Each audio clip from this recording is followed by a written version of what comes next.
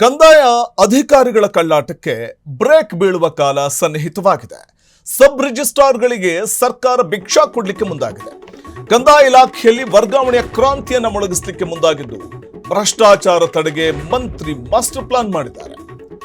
ಸಬ್ ರಿಜಿಸ್ಟ್ರಾರ್ಗಳಿಗೆ ಒಂದ್ ಕಡೆ ಶಾಕ್ ಕೊಡ್ಲಿಕ್ಕೆ ಮುಂದಾಗಿರುವಂತದ್ದು ಕಂದಾಯ ಇಲಾಖೆಯಲ್ಲಿ ವರ್ಗಾವಣೆಯ ಕ್ರಾಂತಿಯನ್ನ ಮಾಡಲಿಕ್ಕೆ ಮುಂದಾಗಿದ್ದು ಭ್ರಷ್ಟಾಚಾರ ತಡೆಗೋಸ್ಕರ ಮಂತ್ರಿ ಮಾಸ್ಟರ್ ಪ್ಲಾನ್ ಮಾಡ್ತಾ ಇದ್ದಾರೆ. ಅದುವೇ ಕಂದಾಯ ಇಲಾಖೆಯಲ್ಲಿ ಕೌನ್ಸೆಲಿಂಗ್ ಕ್ರಾಂತಿ. ಇನ್ ಮುಂದೆ ನಡೆಯಲ್ಲ ಶಿಫಾರಸು ಕಳ್ಳಾಟ. ಹೈ ಇನ್ಫ್ಲೂಯೆನ್ಸ್ ತಗೊಂಡು ಶಿಫಾರಸು ಮಾಡಿಕೊಂಡು ವರ್ಗಾವಣೆಯನ್ನ ಮಾಡಿಸ್ಕೊಳ್ಳುವಂಥವ್ರಿಗೆ ಇನ್ ಮುಂದೆ ಬ್ರೇಕ್ ಬೀಳುತ್ತೆ ಅಂಥವ್ರಿಗೆಲ್ಲ ಸಬ್ ರಿಜಿಸ್ಟ್ರಾರ್ಗಳಿಗೆ ಸರ್ಕಾರ ಭಿಕ್ಷಾ ಕೊಡ್ಲಿಕ್ಕೆ ಮುಂದಾಗಿದೆ. ಕಂದಾಯ ಇಲಾಖೆಯಲ್ಲಿ ವರ್ಗಾವಣೆ ಕ್ರಾಂತಿ ಮಾಡಲಿಕ್ಕೆ ಕೃಷ್ಣ ಬೈರೇಗೌಡರು ಮುಂದಾಗಿದ್ದಾರೆ. ಭ್ರಷ್ಟಾಚಾರವನ್ನ ಈ ಮೂಲಕ ಹತ್ತಿಕ್ಕಬಹುದು, ತಡಿಬಹುದು ಅನ್ನೋದು ಅವರ ಒಂದು ಪ್ಲಾನ್. ಕಂದಾಯ ಇಲಾಖೆಯಲ್ಲಿ ಕೌನ್ಸಿಲಿಂಗ್ ಕ್ರಾಂತಿಯನ್ನು ಮಾಡೋಣ ಅನ್ನುವಂಥ ನಿರ್ಧಾರಕ್ಕೆ ಬಂದಿದ್ದು ಇನ್ನು ಮುಂದೆ ಶಿಫಾರಸು ಕಳ್ಳಾಟ ನಡೆಯೋದಿಲ್ಲ. ಸಬ್ ರಿಜಿಸ್ಟ್ರಾರ್ ಕಚೇರಿಗಳಲ್ಲಿ ಭ್ರಷ್ಟಾಚಾರ ಮತ್ತು ಹಣ ಕೊಟ್ಟು ವರ್ಗಾವಣೆ ಮಾಡಿಸಿಕೊಳ್ಳುವ ಪದ್ಧತಿಗೆ ಬ್ರೇಕ್ ಹಾಕುವುದಕ್ಕೆ ಕಂದಾಯ ಸಚಿವ ಕೃಷ್ಣ ಬೈರೇಗೌಡ ಅವರು ಮುಂದಾಗಿದ್ದಾರೆ. ಅಕ್ರಮಕ್ಕೆ ಬೀಳುತ್ತಾ ಬ್ರೇಕ್, ಸಬ್ ರಿಜಿಸ್ಟ್ರಾರ್ಗಳ ಅಕ್ರಮಕ್ಕೆ ಬೀಳುತ್ತಾ ಬ್ರೇಕ್. ಬಹುಕಾಲದ ಬೇಡಿಕೆಗೆ ಕೃಷ್ಣ ಬೈರೇಗೌಡರು ಜೈ ಅಂದಿದ್ದಾರೆ. ಇನ್ನು ಮುಂದೆ ನಡೆಯಲ್ಲ ರಾಜಕೀಯ ಪ್ರಭಾವ ಮತ್ತು ಲಾಬಿ. ಹಣದ ಲಾಬಿಗೆ ಬಾಯ್ ಬಾಯ್ ಹೇಳಿ ಪಾರದರ್ಶಕತೆಗೆ ಸರ್ಕಾರ ಜೈ ಹೇಳುವುದಕ್ಕೆ ಮುಂದಾಗಿದೆ. ವರ್ಗಾವಣೆ ದಂಧೆಗೆ ಈ ಮೂಲಕ ಕೃಷ್ಣ ಬೈರೇಗೌಡ ಬ್ರೇಕ್ ಹಾಕ್ಲಿಕ್ಕೆ ಮುಂದಾಗಿದ್ದಾರೆ. ಆ ಮೂಲಕ ಸಬ್ ರಿಜಿಸ್ಟ್ರಾರ್ಗಳ ಅಕ್ರಮಕ್ಕೆ ಬೀಳುತ್ತೆ ಬ್ರೇಕ್. ಇದು ಬಹುಕಾಲದ ಬೇಡಿಕೆ ಇತ್ತು. ಕೊನೆಗೂ ಕೂಡ ಕೃಷ್ಣ ಬೈರೇಗೌಡರು ಕಂದಾಯ ಸಚಿವರು ಜೈ ಅಂದಿದ್ದಾರೆ. ಸೊ ಹಾಗಾಗಿ ಹಣದ ಲಾಬಿಗೆ ಬಾಯ್ ಬಾಯ್ ಹೇಳಿ ಪಾರದರ್ಶಕತೆಗೆ ಸರ್ಕಾರ ಜೈಕಾರವನ್ನ ಹೇಳುವುದಕ್ಕೆ ನಿರ್ಧಾರವನ್ನು ಮಾಡಿದೆ. ಪ್ರಮುಖವಾಗಿ ಸಬ್ ರಿಜಿಸ್ಟ್ರಾರ್ ಕಚೇರಿಗಳಲ್ಲಿನ ಭ್ರಷ್ಟಾಚಾರ ಮತ್ತು ಹಣ ಕೊಟ್ಟು ವರ್ಗಾವಣೆ ಮಾಡಿಸಿಕೊಳ್ಳುವಂತಹ ಪದ್ಧತಿಗೆ ಬ್ರೇಕ್ ಹಾಕುವುದಕ್ಕೆ ಕಂದಾಯ ಇಲಾಖೆ ಮುಂದಾಗಿರುವಂಥದ್ದು. ಸೊ ಕೃಷ್ಣ ಬೈರೇಗೌಡ ಅವರು ಹಲವು ಕ್ರಾಂತಿಕಾರಿ ಬದಲಾವಣೆಗಳನ್ನು ತರೋದಕ್ಕೆ ಮುಂದಾಗ್ತಾ ಇದ್ದಾರೆ. ಪ್ರಮುಖವಾಗಿ ಅಕ್ರಮಗಳನ್ನು ತಡಿಬೇಕು ಅನ್ನುವಂಥದ್ದು ಮೂಲ ಉದ್ದೇಶ. ಕೌನ್ಸಿಲಿಂಗ್ ಮೂಲಕ ವರ್ಗಾವಣೆ ಪ್ರಕ್ರಿಯೆಗೆ ಚಾಲನೆ ಕೊಡುವಂಥದ್ದು. ಸೊ ಈ ಹಿಂದೆ ಸಬ್ ರಿಜಿಸ್ಟ್ರಾರ್ಗಳು ರಾಜಕೀಯ ಪ್ರಭಾವ ಅಥವಾ ಹಣದ ಬಲದಿಂದ ತಮಗೆ ಬೇಕಾದ ಕಚೇರಿಗಳಲ್ಲಿ ವರ್ಗಾವಣೆ ಮಾಡಿಸ್ಕೊಳ್ತಾ ಇದ್ರು. ರಾಜಧಾನಿಯಲ್ಲಿ 5 ವರ್ಷ ಕಳೆದವರಿಗೆ ಕಡ್ಡಾಯ ಶಾಕ್. ಇನ್ನು ಮುಂದೆ ಹೊರ ಜಿಲ್ಲೆಗಳಿಗೆ ವರ್ಗಾವಣೆ ಮಾಡುವುದು ಫಿಕ್ಸ್. ಹಣ ಕೊಟ್ಟು ವರ್ಗಾವಣೆ ಮಾಡಿಸ್ಕೊಳ್ಳುವುದಕ್ಕೆ ಆಗೋದಿಲ್ಲ. ಕೇಸ್ ಹಾಕಿಸಿಕೊಂಡ ಸಬ್ ರಿಜಿಸ್ಟ್ರಾರ್ಗಳಿಗೆ ಇನ್ನು ಮುಂದೆ ಶಾಕ್ ಎದುರಾಗಲಿದೆ. ಹೆಚ್ಚು ಕೇಸ್ ಹಾಕಿಸಿಕೊಂಡವರಿಗೆ ಕಡೆ ರ್ಯಾಂಕ್. ರಾಜಧಾನಿಯಲ್ಲಿ 5 ವರ್ಷ ಕಳೆದವರಿಗೆ ಕಡ್ಡಾಯವಾಗಿ ವರ್ಗಾವಣೆ ಫಿಕ್ಸ್ ಇರುತ್ತೆ. ಹೊರ ಜಿಲ್ಲೆಗಳಿಗೆ ವರ್ಗಾವಣೆ ಮಾಡುವುದು ಫಿಕ್ಸ್.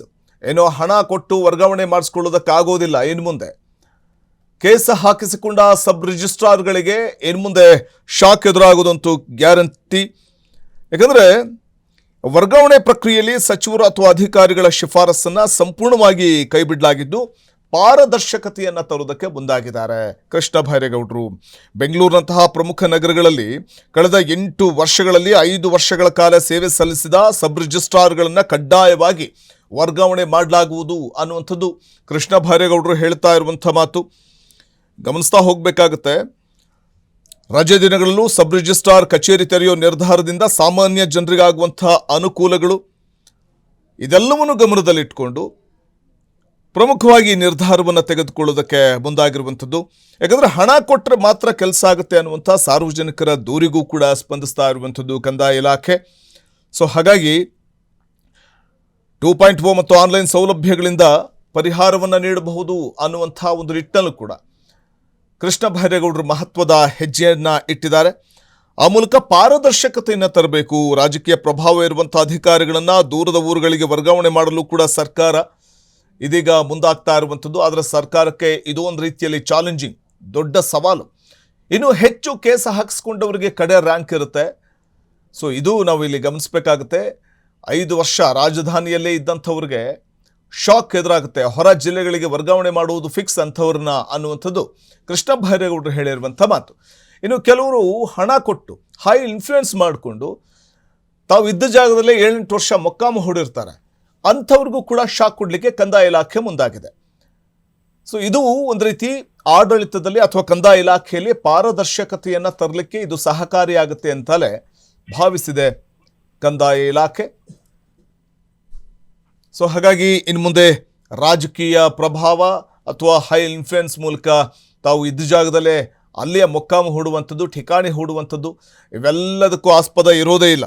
ಅದೆಲ್ಲದಕ್ಕೂ ಕಡಿವಾಣ ಹಾಕಲಿಕ್ಕೆ ಮುಂದಾಗಿರುವಂಥದ್ದು. ಗಮನಿಸ್ತಾ ಹೋದಂತೆ ಈ ಸಬ್ ರಿಜಿಸ್ಟ್ರಾರ್ ವ್ಯವಸ್ಥೆ ಏನಿದೆ, ಸಬ್ ರಿಜಿಸ್ಟ್ರಾರ್ಗಳು ತಮಗೆ ಬೇಕಾದ ಕಚೇರಿಗಳಿಗೆ ವರ್ಗಾವಣೆ ಪಡೆಯುವುದಕ್ಕೆ ನಡೀತಾ ಇದ್ದಂಥ ವರ್ಗಾವಣೆ ದಂಧೆಗೆ ಕೌನ್ಸಿಲಿಂಗ್ ಸಿಸ್ಟಮ್ ಕಡಿವಾಣವನ್ನು ಹಾಕುತ್ತೆ. ವರ್ಗಾವಣೆಯಲ್ಲಿ ಮಂತ್ರಿಗಳ ಕಟ್ಟುನಿಟ್ಟಿನ ಕ್ರಮ ಇದೀಗ ವ್ಯಾಪಕವಾಗಿ ಪಾರದರ್ಶಕತೆಗೆ ಸಹಾಯಕವಾಗುತ್ತೆ. ವರ್ಗಾವಣೆಯಲ್ಲಿ ಪಾರದರ್ಶಕತೆಗೆ ಇಲಾಖೆ ಮಂತ್ರಿ ಹೆಚ್ಚಿನ ಒತ್ತನ್ನು ಕೊಟ್ಟಿದ್ದಾರೆ.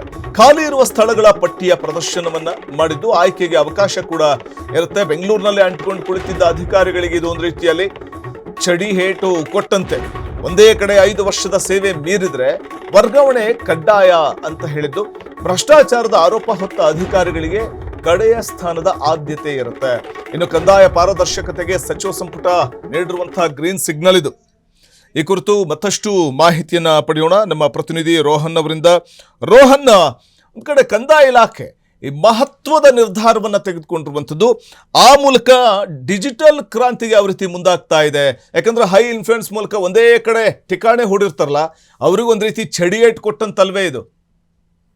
ಖಂಡಿತ ವಸಂತ್, ಚಡಿಯೇಟ್ ಅನ್ನೋದಕ್ಕಿಂತ ಇದು ಒಂಥರ ಜಾಂಡ ಹೂಡ್ಕೊಂಡು ಕೂತಿರ್ತಕ್ಕಂಥದ್ದು. ಇದು ನಿಜಕ್ಕೂ ದೊಡ್ಡ ಚಡಿಯೇಟ್ ಅಂತ ಹೇಳ್ಬೋದು. ಏನಂದ್ರೆ ವಸಂತ್, ರಾಜ್ಯದಲ್ಲಿ ಕೂಡ ಸಬ್ ರಿಜಿಸ್ಟ್ರಾರ್ ಒಂದು ಟ್ರಾನ್ಸ್ಫರ್ ಅಂತ ವಿಷಯದಲ್ಲಿ ರಾಜ್ಯ ಸರ್ಕಾರ ಒಂದು ಬದಲಾವಣೆ ತರೋಕೆ ಈಗಾಗಲೇ ಸಜ್ಜಾಗಿದೆ ಅಂತ ಹೇಳ್ಬೋದು. ಹೆಚ್ಚು ವರ್ಷಗಳಿಂದ ಕೇಳಿ ಬರ್ತಕ್ಕಂಥ ಕೆಲವೊಂದಿಷ್ಟು ಬೇಡಿಕೆಗೆ ಸ್ಪಂದಿಸಿ ಈಗಾಗಲೇ ಸಿಕ್ಕಿದೆ ಅಂತಾನೆ ಹೇಳ್ಬೋದು. ಇನ್ನು ಮುಂದೆ ಈಗ ಕೌನ್ಸಿಲಿಂಗ್ ಮೂಲಕವಾಗಿ ಟ್ರಾನ್ಸ್ಫರ್ ಮಾಡೋಕೋಸ್ಕರ ಈಗ ಪ್ಲಾನ್ ಕೂಡ ಈಗಾಗಲೇ ಮಾಡ್ಕೊಂಡಿದ್ದಾರೆ ಅಂತಾನೆ ಹೇಳ್ಬೋದು. ಇದರಿಂದ ವರ್ಗಾವಣೆ ಅಂದ್ರೆ ಟ್ರಾನ್ಸ್ಫರ್ ಒಂದು ಪ್ರಾಸೆಸ್ ಏನೇ ಈಗ ಹೆಚ್ಚು ಟ್ರಾನ್ಸ್ಪರೆನ್ಸಿ ತರಕೋಸ್ಕರ ಅಂದ್ರೆ ಪಾರದರ್ಶಕ ಉದ್ದೇಶಕ್ಕೋಸ್ಕರ ಈ ನಿಟ್ಟಿನಲ್ಲಿ ಒಂದು ಮಹತ್ವದ ಹೆಜ್ಜೆಯನ್ನು ಕೂಡ ಇಟ್ಟಿದೆ ಅಂತ ಹೇಳ್ಬೋದು. ಇಲ್ಲಿಯವರೆಗೂ ಕೂಡ ಒಂದು ಟ್ರಾನ್ಸ್ಫರ್ ಗಳಲ್ಲಿ ನಡೀತಿರ್ತಕ್ಕಂಥ ಕೆಲವೊಂದಿಷ್ಟು ಅಕ್ರಮ ಆರೋಪಗಳು ಕೂಡ ಕೇಳಿ ಬರ್ತಾ ಇದ್ವಿ. ಹಣ ಕೊಟ್ರೆ ಒಳ್ಳೆ ಒಂದು ಆಫೀಸಿಗೆ ಪೋಸ್ಟಿಂಗ್ ಸಿಗುತ್ತೆ ಅನ್ನೋ ಮಾತು ಕೂಡ ಸರ್ವೇ ಸಾಮಾನ್ಯವಾಗಿತ್ತಂತು. ಈ ಒಂದು ಕಾರಣಕ್ಕೆ ಈಗ ಇವೆಲ್ಲ ಒಂದು ಕಾರಣವನ್ನು ಇಟ್ಕೊಂಡು ಇವೆಲ್ಲ ಒಂದು ಹೊಸ ರೂಲ್ಸ್ ಅಂಡ್ ರೆಗ್ಯುಲೇಷನ್ಸ್ ತರೋ ಒಂದು ನಿಟ್ಟಿನಲ್ಲಿ ರಾಜ್ಯ ಸರ್ಕಾರ ಈಗಾಗಲೇ ಮುಂದಾಗಿದೆ ಅಂತ ಹೇಳ್ಬೋದು. ಈ ವ್ಯವಸ್ಥೆ ಸರಿಪಡಿಸೋಕೆ ಅದು ಮಹತ್ವದ ಹೆಜ್ಜೆ ಅಂತಾನೆ ಹೇಳ್ಬೋದು. ವಸಂತ್, ಏನಂದ್ರೆ ಹೊಸ ನಿಯಮದ ಪ್ರಕಾರ ಅಂದ್ರೆ ಹೊಸ ರೂಲ್ಸ್ ಪ್ರಕಾರ ಕೆಲವೊಂದಿಷ್ಟು ಆರೋಪಗಳಿತ್ತು. ಅಧಿಕಾರಿಗಳ ಮೇಲೆ ದೊಡ್ಡ ದೊಡ್ಡ ಆರೋಪಗಳು ಕೂಡ ಕೇಳಿ ಬರ್ತದೆ. ಮುಖ್ಯ ಕಚೇರಿಗಳಲ್ಲಿ ಕೂಡ ಇವ್ರಿಗೆ ಅಲ್ಲೇ ಇರ್ಬೇಕು ಅನ್ನುವಂಥದ್ದು. ಆಮೇಲೆ ಇದ್ರ ಜೊತೆ ಹೆಚ್ಚಿನ ಅಂದ್ರೆ ಆದಾಯ ತಮ್ಮ ಅದೇ ಜಾಗದಲ್ಲಿ ಕುತ್ಕೊಂಡು ನೇಮಕಗಳನ್ನು ಮಾಡ್ಕೊಳ್ಳದೆ ಒಂದೇ ಜಾಗದಲ್ಲಿ ಮೊಕ್ಕಾಂ ಹೂಡ್ಕೊಂಡು ಸಾಕಷ್ಟು ಆರೋಪ ಕೇಳಿ ಬಂದಿತ್ತು. ಬೆಂಗಳೂರಿನ ಕೆಲವೊಂದಿಷ್ಟು ಅಂದ್ರೆ ಪ್ರಮುಖ ಆಫೀಸ್ಗಳಲ್ಲಿ ಅಂದ್ರೆ ವಿಶೇಷವಾಗಿ ಇದರಿಂದ ಅಕ್ರಮಕ್ಕೆ ಕಡಿವಾಣ ಈಗಾಗ ಬೀಳುವಂತಹ ನಿರೀಕ್ಷೆ ದಟ್ಟವಾಗಿದೆ ಅಂತ ಹೇಳ್ಬೋದು. ಈ ಒಂದು ಟ್ರಾನ್ಸ್ಪರೆನ್ಸಿ ತರೋದ್ರಿಂದ ಹೆಚ್ಚು ಪ್ರಕರಣಗಳು ಕೂಡ ಒಂದು ಅಧಿಕಾರಿಗಳು ಕಡಿಮೆ ಅಂತಾನೆ ಹೇಳ್ಬೋದು. ಇದರಿಂದ ತಪ್ಪು ಮಾಡಿದವರಿಗೆ ಕೂಡ ನೇರ ಶಿಕ್ಷೆ ಸಿಗುತ್ತೆ ಅಂತಾನೆ ಹೇಳ್ಬೋದು. ಅಧಿಕಾರಿಗಳಲ್ಲಿ ಕೂಡ ಈಗ ಆಬ್ಲಿಗೇಷನ್ಸ್ ಅಂದ್ರೆ ಹೊಣೆಗಾರಿಕೆ ಹೆಚ್ಚಾಗುವ ಪ್ರಮುಖ ಉದ್ದೇಶ ಅಂತಾನೆ ಹೇಳ್ಬೋದು. ಒಟ್ಟಾರೆ ವಸಂತ್, ಏನಂದ್ರೆ ಈ ನೋಡೋದಾದ್ರೆ ಈ ಹೊಸ ವರ್ಗಾವಣೆ ವ್ಯವಸ್ಥೆಯನ್ನ ಸರಿಯಾದ ಒಂದು ದಿಕ್ಕಿನಲ್ಲಿ ತೆಗೆದುಕೊಂಡು ಹೋಗ್ಬೇಕು. ಟ್ರಾನ್ಸ್ಪರೆನ್ಸಿ ಮುಖಾಂತರವಾಗಿ ಹೆಜ್ಜೆ ಇಡಬೇಕು. ಅಕ್ರಮಗಳಿಗೆ ಅವಕಾಶ ಕಡಿಮೆ ಆಗುತ್ತೆ ಅಂತಾನೆ ಹೇಳ್ಬೋದು ವಸಂತ್. ಅಧಿಕಾರಿಗಳು ಕೂಡ ಈಗ ಜವಾಬ್ದಾರಿಯುತವಾದಂತಹ ಒಂದು ಪರಿಸ್ಥಿತಿ ಬರುತ್ತೆ ಅಂತಾನೆ ಹೇಳ್ಬೋದು ವಸಂತ್. ಧನ್ಯವಾದ ರೋಹನ್ ತಮ್ಮ ಮಾಹಿತಿಗಾಗಿ. ಕ್ಷಣ ಕ್ಷಣದ ಸುದ್ದಿಗಳಿಗಾಗಿ ಫ್ರೀಡಂ ಟಿವಿ ಸಬ್ಸ್ಕ್ರೈಬ್ ಮಾಡಿ, ಲೈಕ್ ಮಾಡಿ ಹಾಗೂ ಫಾಲೋ ಮಾಡಿ.